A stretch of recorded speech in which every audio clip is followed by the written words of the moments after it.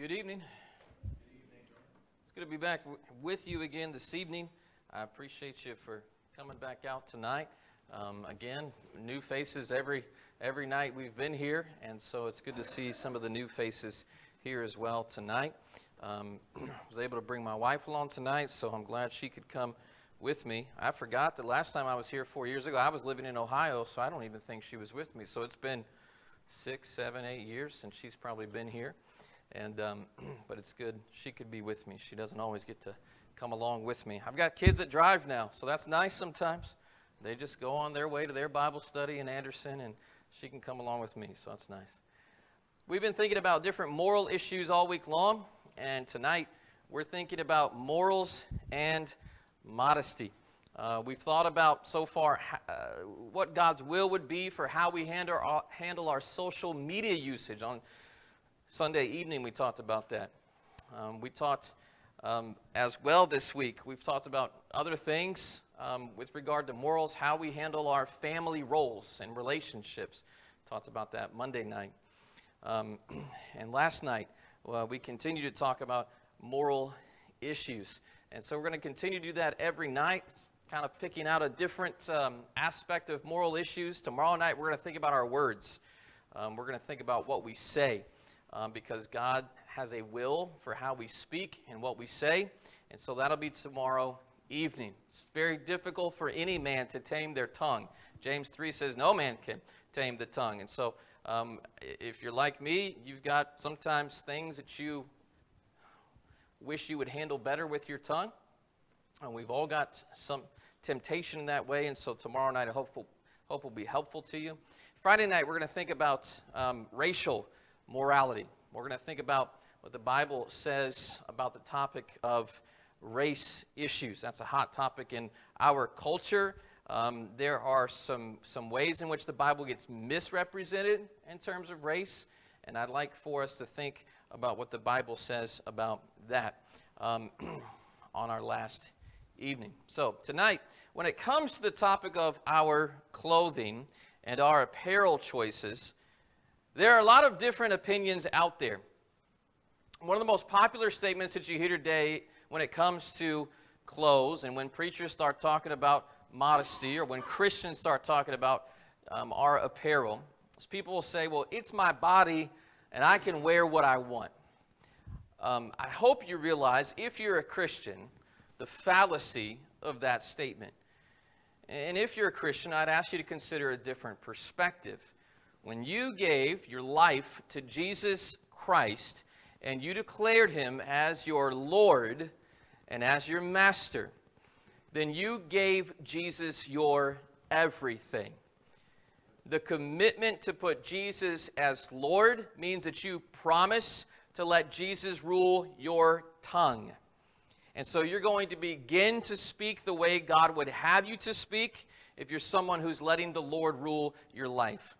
You committed to give Jesus your mind. And so you're going to put things into your mind that Jesus would want being put into your mind. That's why our social media usage, what we turn on the television, what we watch on Netflix, what we listen to in our ears, that's why it's important. Because you let garbage in, garbage is going to come out. But when you became a Christian, you made the decision that you were going to let Jesus rule your mind. So you begin to think the way God would have you to think. And you committed to let God rule your money, which is what we talked about last night. And so you're going to work and you're going to use your money in a way that pleases God, not just yourselves. And you're also committing to let God rule and guide the way that you carry yourself and the way that even you dress. Our goal ultimately is to please the Lord and help bear fruit in God's kingdom. Your body belongs to God, and we ought to consider dressing in a way that pleases him. 1 Corinthians 6:20 says this, and this is the simplest answer to that argument. Well, it's my body, I can wear whatever I want, or I can do whatever I want with my body.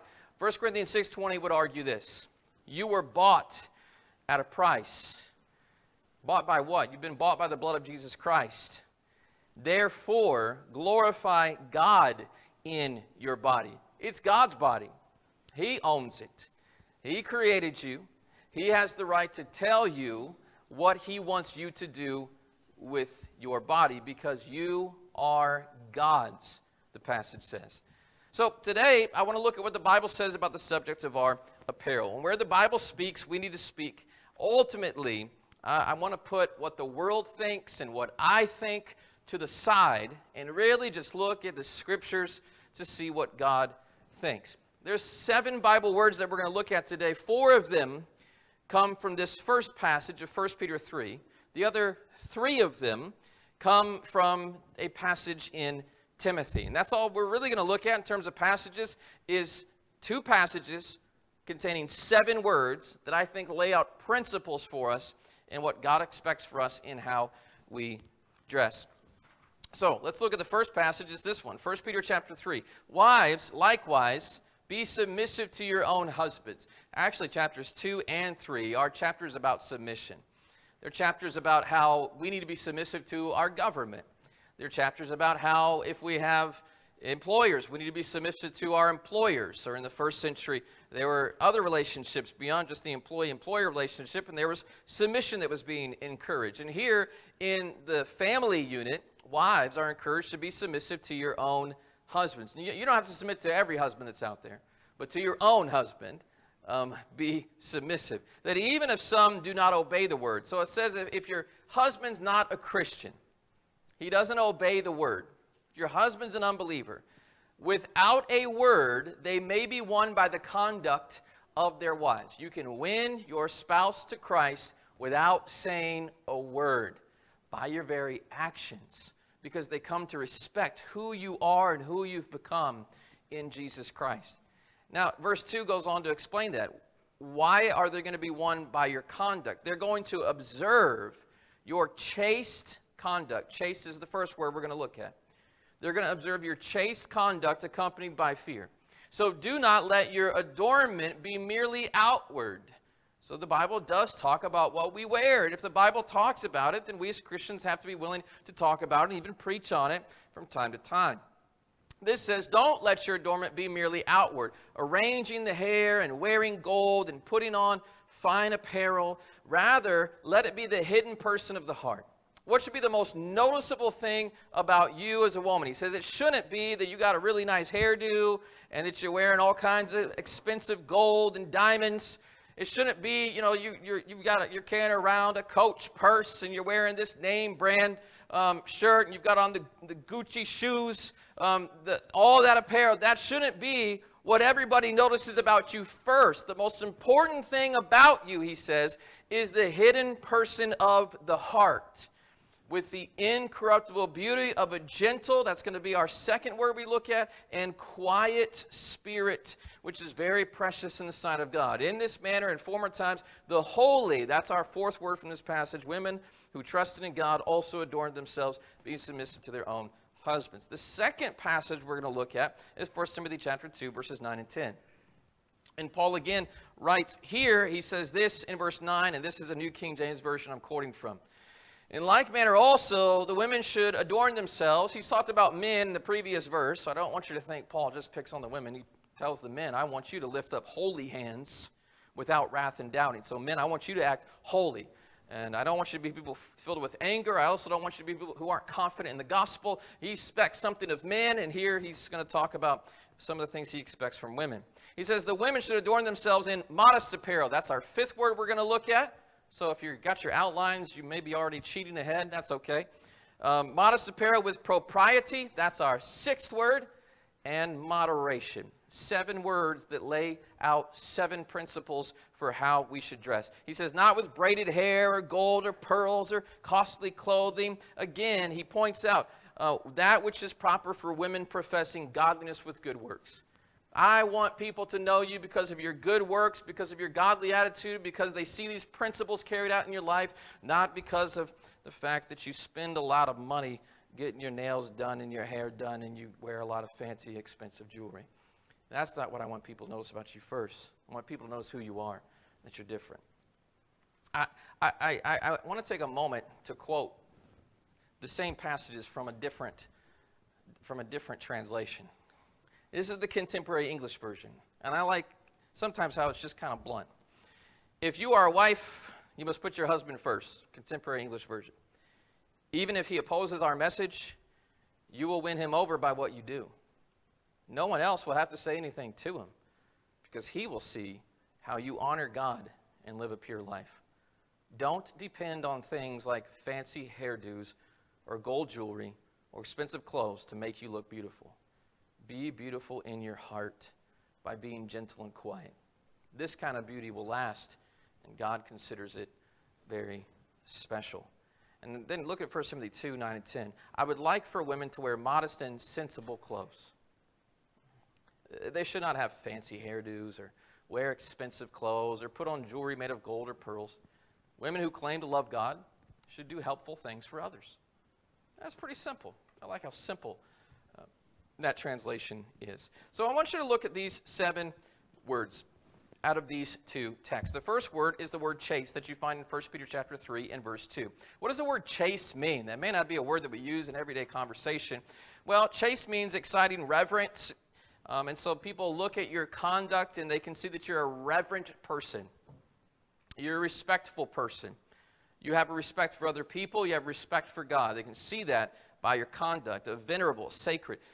Chaste also means pure. If you look at this 2a definition, it means pure from carnality. Pure from carnality, chaste and modest. So pure from carnality is the key definition that we want to think about with this word. Lewdness and sexual immorality, these are sins that are called works of the flesh in Galatians 5 and other lists of sins in Scripture. They are carnal and fleshly sins. And so if I'm to dress in a chaste way, I need to dress in a way that does not provoke lewd comments and is not intended to provoke a sexual, and for probably the rest of the sermon, I'm going to try to use the word carnal. So when I say carnal, you just go ahead and think in your mind. I'm talking, you're not trying to provoke a sexual response. And if I'm dressing in a way that provokes a sexual or carnal response, then I'm not acting in a chaste way. And let's make no mistake, there is a type of dress that can send a carnal message. In Proverbs 7, the young man was told to stay away from the crafty seductress. So this is Solomon talking to the young man as if the young man were his son, and he's trying to advise his son, here's the type of person you want to stay away from. And the very first indication that this is the type of woman you really don't want to get close to, son, is found in Proverbs chapter 7 and verse 10. And that verse says, a woman came out and met him. This young man who comes out, he's in the dark at night, he's looking for trouble. She comes out and meets him with, the phrase says, the attire of a harlot and a crafty heart. What are some indications that would indicate, if I was trying to talk to my son or any young man, that this is the type of woman you want to stay away from? Well, just look at what she wears. Sorry. That's not very popular to say that in today's culture. People think that, it's all your fault. You're being dirty-minded if you're thinking something by what she wears. But the Bible says that there are people who wear things to try to elicit certain thoughts in your head. Okay? Some clothing choices may very well be judgment issues. Look, and it's true, some men may be perpetually perverted no matter what we wear. But some clothing choices do scream seduction. So please don't be naive. And please don't shift everything on the person who thinks the thought. Some things we wear are intended to provoke thoughts, and sometimes not good thoughts. Now think about this word chaste in its context of 1 Peter 3 and verse 2. A wife, she wants to win her husband to Christ. Is she going to win her husband to the cause of Christianity if she herself dresses in a way that gives other men the impression that she's being flirtatious, she's being carnally provocative, she's trying to show her body off to them? Is she going to win her husband to Christ when there's some question about whether or not she is completely loyal to him? This is going to provoke her husband to distrust, to disrespect his wife, and consequently cause him to not respect the faith that she claims to hold as a follower of Christ. But on the other hand, if she represents herself in a way that is chaste in public and does not act flirtatious, brings no doubt she belongs to him and to him alone, and shows that she is serious about the bond of marriage with her husband, wants to please nobody but him, because this is the ethic of Christianity, she brings honor to the marriage, honor to Christ, and she leads him to a God-honoring attitude as he comes to the realization he's married a truly rare and precious jewel. Your chaste conduct is a key to winning an unbeliever over to Christ. So this has been a hot topic, but I want you to look at it biblically and realize that biblically God does hold both the wearer and the watcher responsible for their actions. 1 Peter chapter 3 and verse 2, that word chaste. Notice our actions along with our attire can create a carnal response. It's not just what she wears, by the way, in Proverbs 7. When you read Proverbs 7, there's a really big context there. You know, she puts on perfume that gets him interested. She's got her bedroom ready, a pretty clear indication into what she's interested in. She's wearing clothes that indicate what her intent is for this young man. She's out in the middle of the night when she's not going to get caught. Her husband is not at home, and so she waits for her husband to be away from home so that she can seduce another man into her home. This woman is up to no good. And Solomon, when he writes this, he's saying, you need to run away from that type of woman. She is trouble. Okay? And if she's going to cheat on her husband behind his back, and you think you're going to get in a good relationship, well, eventually she'll probably cheat behind yours too. And so don't even start getting caught up with this type of a person. She's not chaste. Should a chaste person feel flattered if someone is describing them as sexy? You know, if that's how someone would describe your clothes and what you're wearing, you shouldn't feel flattered if you're truly trying to be a chaste person. That's an insult. You should think twice about what you're wearing if that's how you're being described. So women and men who are trying to elicit lust, men can do it too. But we're going to be held accountable for what we're wearing. But also, men are going to be held accountable for their illicit lust as well. Matthew 5, 27 through 30. And I like what Job says in the book of Job. Job says, I've made a covenant with my eyes that I should not look on someone to lust.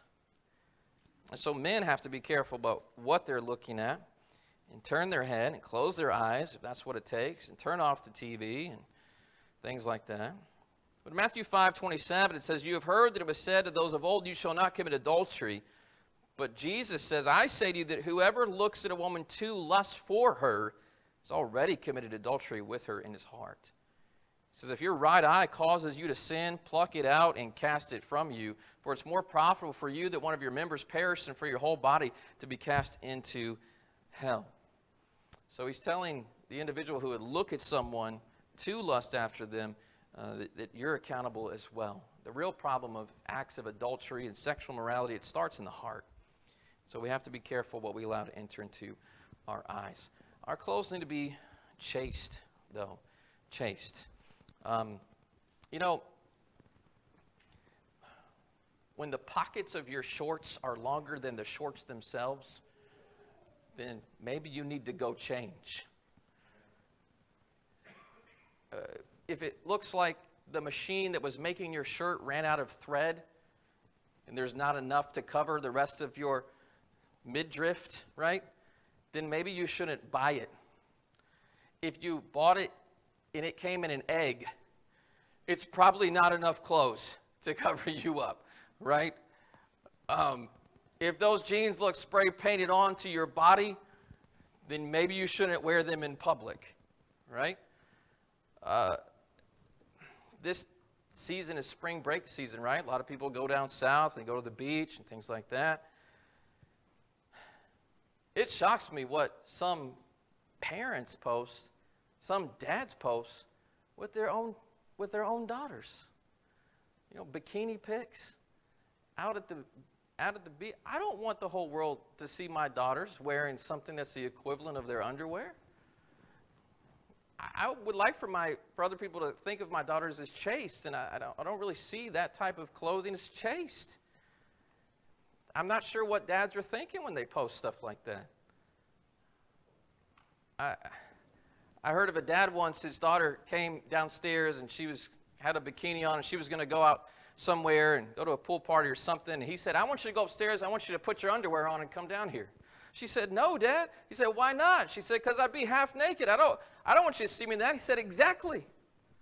So go put some clothes on before you go outside. What is the difference? We need more fathers who stand up to their kids and tell their daughters to toe the line and have some respect for yourself and what you wear. I want my daughters to know the biblical value of chastity, and I don't want them to feel like they're out on the meat market. Clement of Alexandria was an early church father. He lived from AD 160 to 215. He once said this. He said, luxurious clothing which cannot conceal the shape of the body is no more a covering. For such clothing, falling close to the body, takes its form more easily, adhering as it were to the flesh, receives its shape, marks out the woman's figure, so the whole make of the body is visible to spectators, though not seeing the body itself. You can be totally covered, and yet you can still wear things that are so tight it doesn't leave much to the imagination. There's some clothes that aren't chaste. This was just a couple generations removed from the apostles who were teaching modesty. So what's being chaste? Well, chaste is being pure from fault, pure from carnality, making sure that what we wear doesn't elicit inappropriate thoughts. Let me think about some other forms of what we wear, some other principles that guide what we wear, though. Gentle is one of them in 1 Peter 3:4. That's a word that means humble. It's a word that means meek. So how would I violate this principle? The next definition by Thayer is this: mildness of disposition, gentleness of spirit. When I was in high school, the grunge look was really popular. People just kind of like didn't clean themselves, and they looked dirty, and they wearing greasy pants and holes all over the jeans and unwashed hair. It's funny. I would never describe Marilyn Manson groupies as gentle. Right? I don't think I would describe them in that way. We need to dress in a way that's gentle. Sometimes we dress in a way so we can look tough. Right now in the news, a lot of people are talking about Ja Morant with the Memphis Grizzlies. Because here he is, he's an incredible talent, incredible point guard, can dunk on people. He really can get up off the ground. Fun to watch, but He's going out with the wrong crowd, going to places that he shouldn't go. And you have all these talking heads, guys like Shaq and guys like Stephen Smith on ESPN and Charles Barkley, and they're saying his dad needs to take him aside and tell him he needs to quit hanging out with the wrong crowd because he's too talented to blow his life hanging out with thugs. And that's what he's doing. He's trying to be someone that he's not. He's trying to look tough. Sometimes we can dress that way. We've got the bandana, the gold chains. For some people, we're dressed in goth. We want to have this dark, depressed garb and black eye makeup. Is that gentle? Does that make you feel approachable? Or does it make people kind of afraid of you when we dress that way? Sometimes we try to look mean. We try to look mean. And so we have... We wear things sometimes some of the tats and the piercings and the leather jackets and chains. I remember when I was in high school, people wear dog collars with little pokey spikes. And that doesn't come across to me as gentle. Now, there's no thou shalt not get a tat. There's no thou shalt not get a piercing in the Bible. I can't bind that tradition. I don't think we should bind that tradition. But I can ask, with what you put on, would others describe it as gentle? Are you still approachable to people with what you're wearing, what you look like? Sometimes we wear things that are haughty. I remember kids wear shirts that say, spoiled brat. I don't know. Do you want your kid to wear a shirt that says spoiled brat? Does that sound gentle? When I was in high school, guys used to wear these no fear shirts. No fear. And I'd snap in their face and see if they blink. You have fear. Don't act like you have no fear. But we're trying to come across tough. We're trying to come across kind of scary. Is that gentle? Just a question to ask. Next word is the word quiet. Quiet means causing no disturbance to others. That's what quiet dress is, quiet conduct is. Peaceable, quiet. And so when we dress in a way to turn heads, to get attention, to solicit a reaction, sometimes we're wearing stuff and we're doing stuff to try to get a reaction. Sometimes we want people to lust after us. Sometimes that's the reaction. Sometimes we want people to see how rebellious we are. You know, we're our own person. Nobody's going to tell us what to wear or how to look. And so sometimes we want people to see how rebellious we are. Sometimes we want people to see how rich we are. Sometimes it's extravagance. You know, the stuff that gets worn to the Oscars and the red carpets and, you know, the fancy diamonds and jewelry. But we're supposed to be people who are quiet. We're not trying to get attention that way. You ever seen the commercial that was around a few years ago? It's where a young man is driving a car around the neighborhood. He sees a pretty young girl as he's driving, and just as he's about to hit a car, the automatic car sensor kicks in and applies the brakes for him, right? Well, he's distracted by clothes. He's distracted by the pretty young woman. I think people know that sometimes the way that we dress is not very quiet. Many schools are turned into school uniforms, which I'm fully in favor of. It would save me a lot of money with my kids, first of all, because we just have the same outfit every day. But because I see what some kids wear, and I have a daughter who goes to Christian school, I still see some things that kids wear going to school. And it's distracting sometimes to young men or women when we wear things that aren't exactly quiet. And if it's distracting in school, what about church? Sometimes these things get worn to church as well, and it's not really quiet. So let's show good judgment, good discernment, good maturity in what we're wearing. I also want to say, let's be careful about being too judgmental.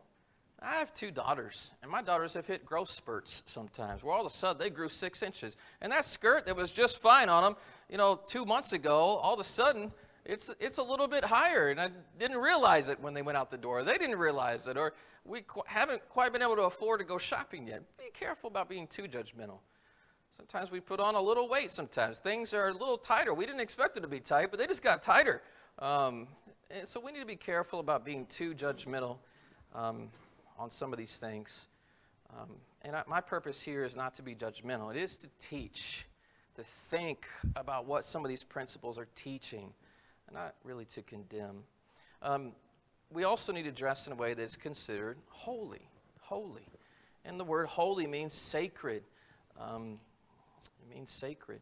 So what is it to dress in a way that is holy?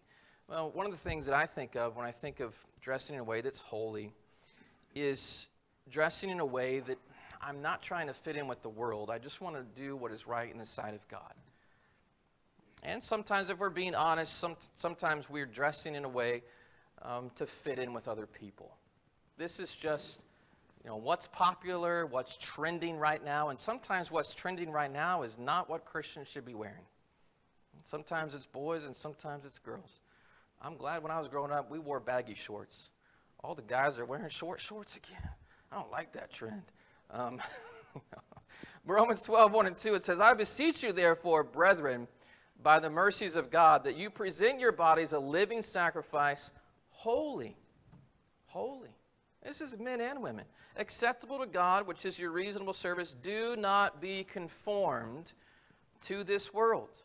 I have a daughter that's a senior in high school, and there's a lot of pressure when you're junior, senior in high school to go to the dance, go to the prom, things like that. And then there's a lot of pressure. If you go to that, there's a lot of pressure to wear some of the same things that some of the other girls are wearing to those dances.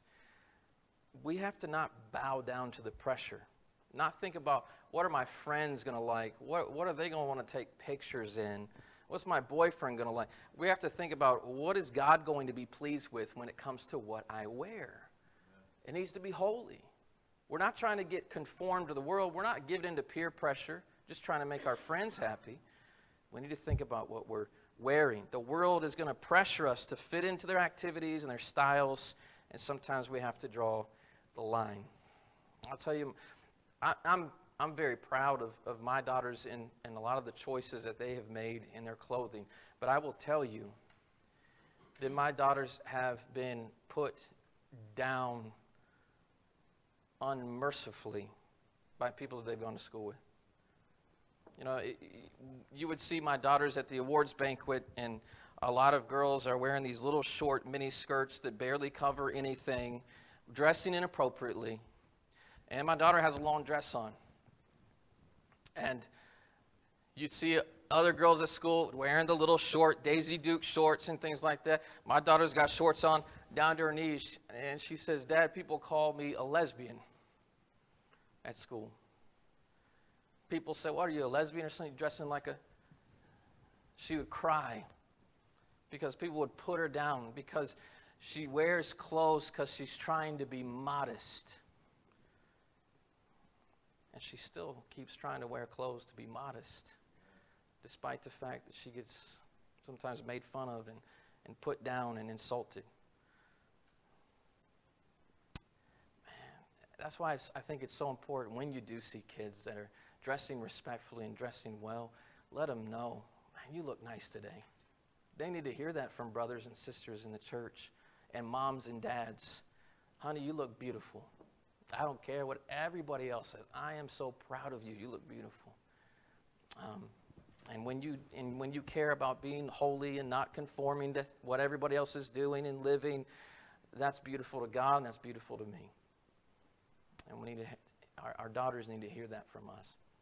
Philippians 4:8 says, "Whatever things are pure." That's what we need to be thinking about.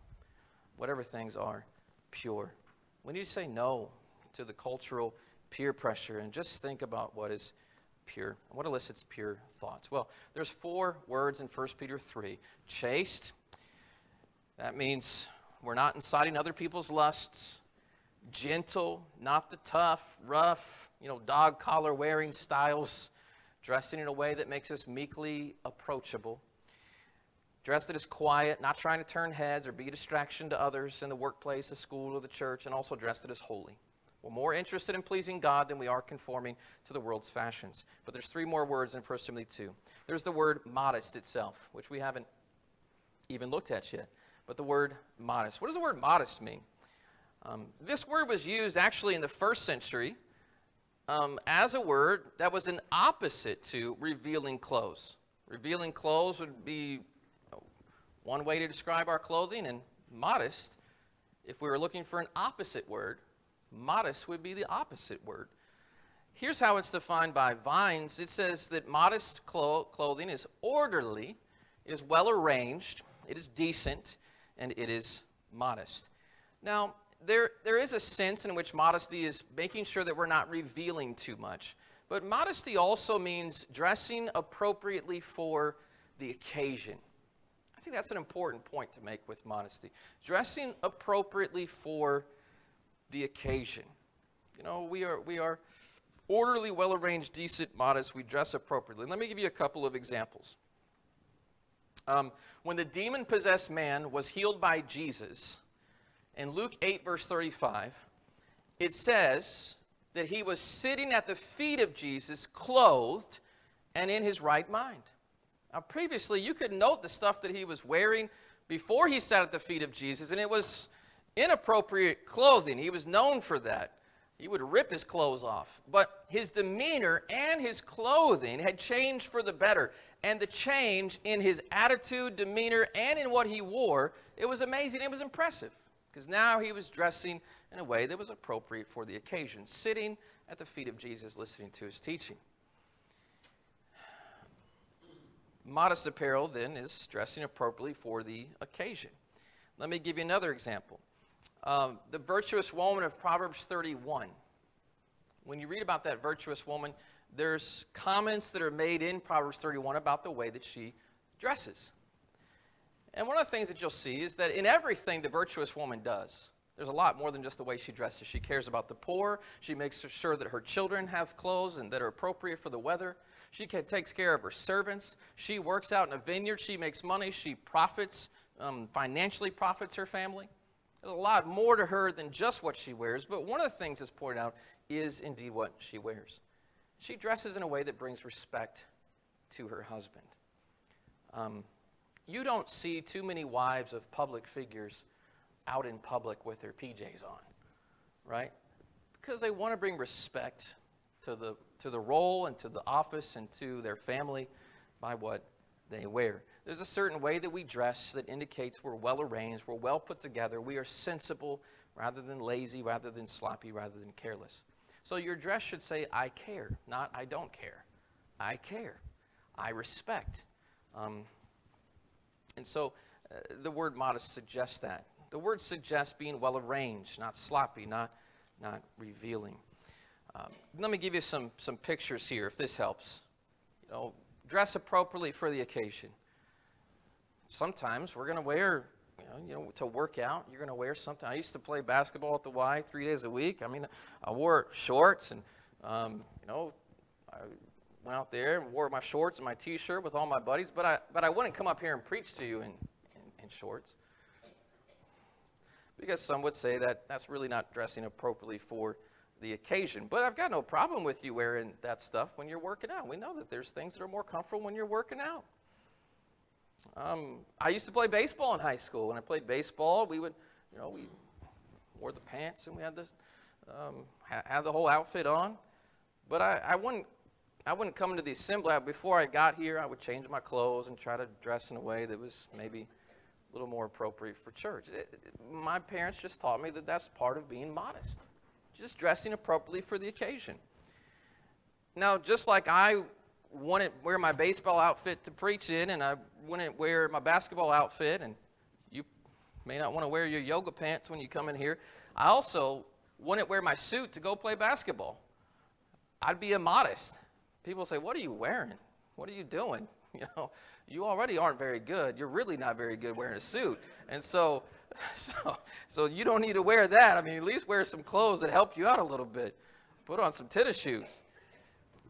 You probably wouldn't wear, your jeans and flip-flops to a wedding because you wouldn't feel like you fit in a wedding. You didn't show some respect for the occasion. This is an occasion where we maybe dress up a little bit more.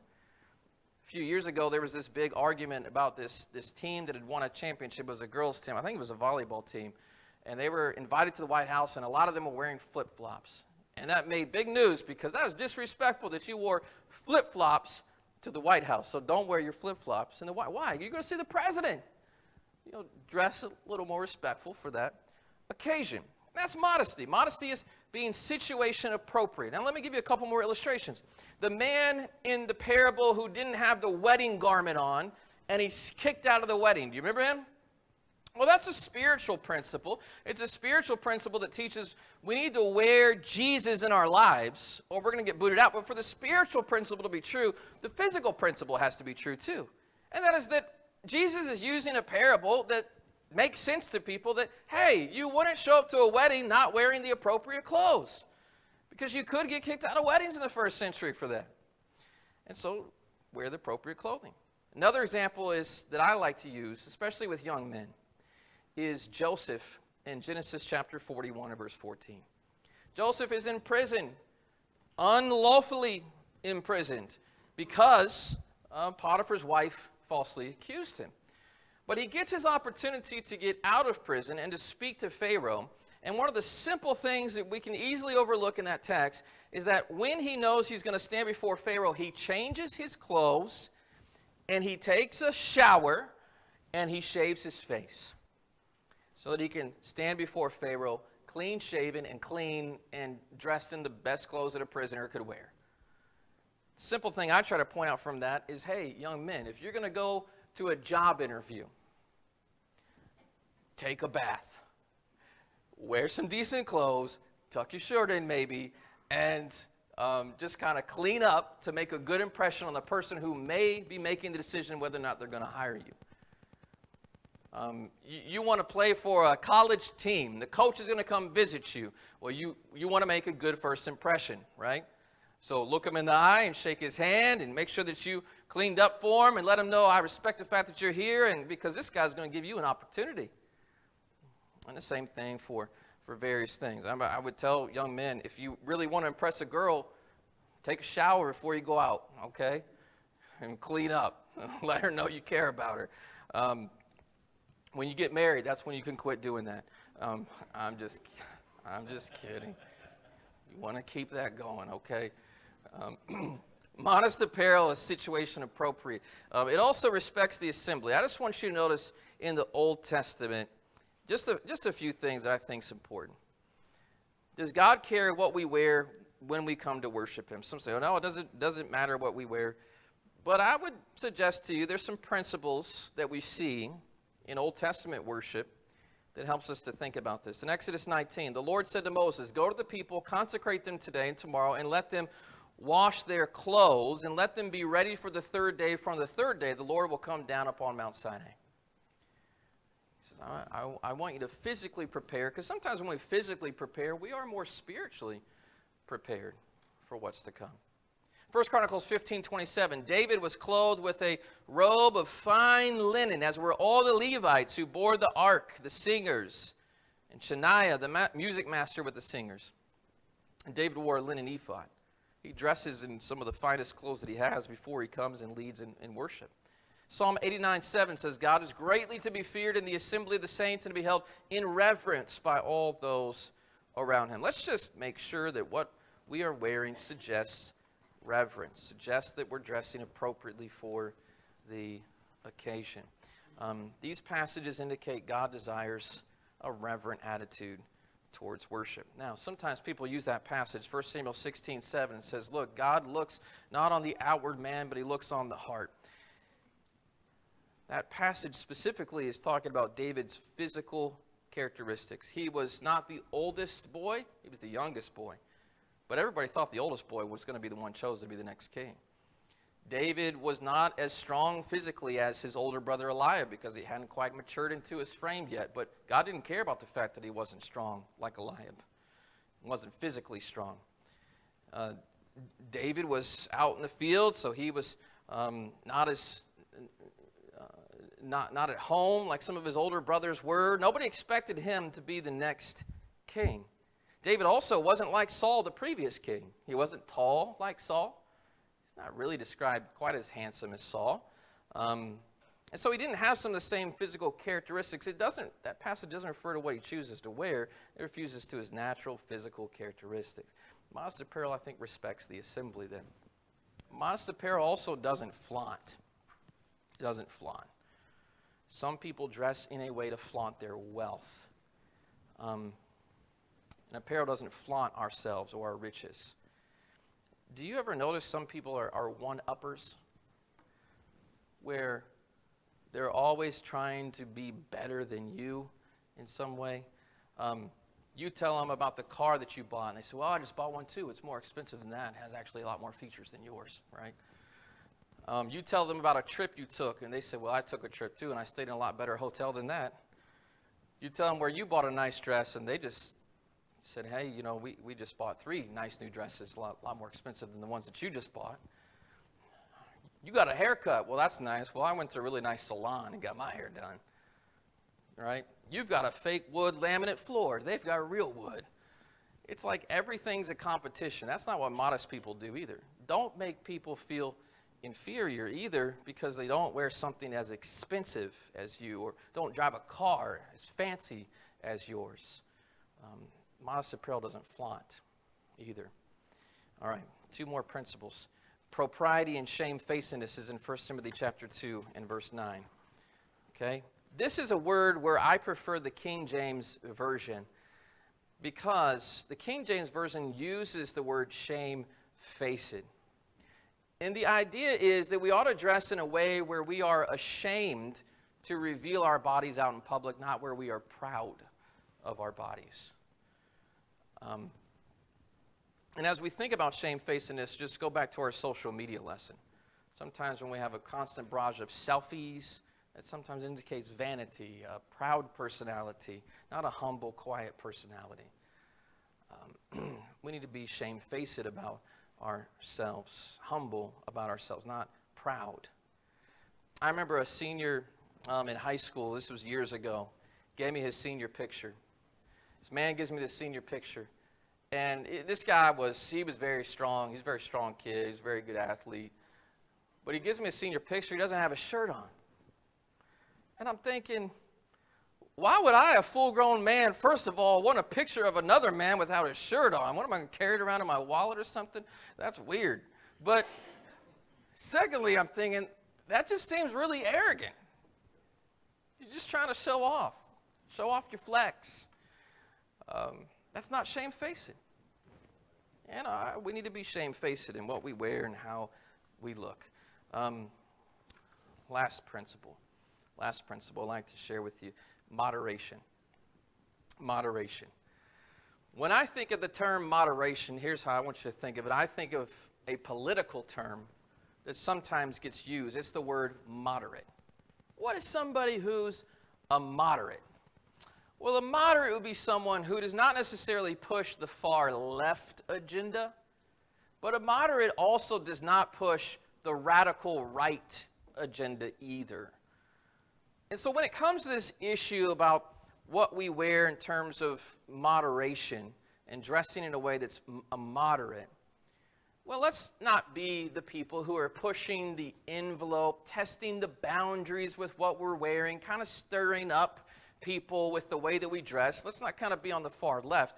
But I also want to say, let's not try to tell people that they need to make their own clothes or dress in the garb of the Amish or wear the robes of nuns, because I think you're a little bit to the far right if you say that. I think you're binding where God's word doesn't bind. And sometimes we can be guilty of that in churches too. I'll give you an example of that. Where I grew up, and you all know, most of you know where I grew up, but where I grew up, when I was growing up, I was told that if you were to stand up and lead in any way in front of you always had to wear a suit and a tie.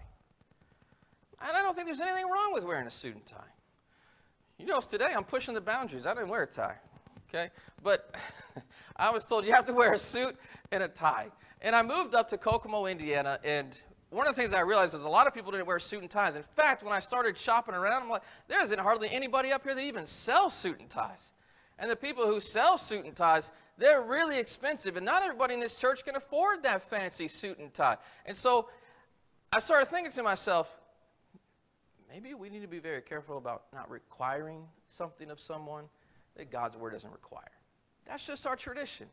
You be reverent in a way that you think is reverent. I think God gives us the common sense to make those decisions on our own. And we need to be careful in realizing that not everybody makes that judgment decision in the same way that you do. But let's make sure that it is reverent. It is respectful. It isn't offensive, what we're wearing and what we're doing. We had somebody show up to our congregation who is from another denomination. And she actually told us one time, she said, I could never come be a member here, and the reason why is there are some of your women here that wear pants, they wear slacks. And she said, I believe the Old Testament says that it is a sin for a woman to look like a man, and since she's wearing breeches, then I don't think I could be a member here. I just said, you know what, I think you're actually binding an Old Testament passage that's not repeated in the New, and so I think you're going a little too far in your requirements. In fact, I would suggest to you that there's some women that do wear those slacks that are more modest than some of the dresses that are out there. Sometimes I'd prefer it. But that's where we're binding our traditions. Things where we grew up this way and we heard these things, but we really can't put a finger. That's why when I teach on modesty, I just say, hey, look, here's the principles. Here's the principles. Gentle, chaste, quiet, holy, moderation, shamefaced. And then if we'll take those principles and we'll just have the common sense to apply some of them, I think we'd solve a lot of problems. So let's not push the moral boundaries and cause a stir, but let's not bind traditions where God has not bound, because that's just as wrong. It's just as wrong as pushing the envelope. All right. Well, that's the lesson for you here today. Our apparel in 7 Bible words. I mentioned this to you during the social media lesson, but I'm going to use it again for an invitation here. The physical attributes of Jesus are rarely described in Scriptures. They just aren't. But what we do see in the Savior is enough to draw millions of believers to worship and adore him each Lord's Day. Not because of what he looked like, but because of what he did for humanity on the cross. So as an invitation to you here tonight, is your life clothed in Jesus Christ? Do people see more and think more of you when they think of you about your exterior, or do they think about what a good heart, what a good person, what a good life that person is living? That's what people should think of when they think of Christians. Not the gold, not the outfits, not the exterior things, but the things of the heart. And that's the real point of these passages that deal with modesty. Let's make sure we're putting the focus where it needs to be. Are you someone who is clothed in Jesus Christ? If you're not, Galatians chapter 3, verse 26 and 27 says that when we are baptized into Christ, we put on Christ. We begin to wear him. That is, we start trying to live like him and embody him in our lives. So are you clothed in Jesus Christ? If you're not yet, I encourage you to be baptized in him so you can start living like him and making a true difference. Look, people who just try to make a difference because of what's on the outside, they're not really making a difference. They're just changing the outside. But people who will really make a difference in the world are people who have hearts like Jesus, hearts of servants, hearts that want to live for him. Is that what you want to do? If it is, don't delay making that decision. We encourage you to do it tonight while we stand, while we sing.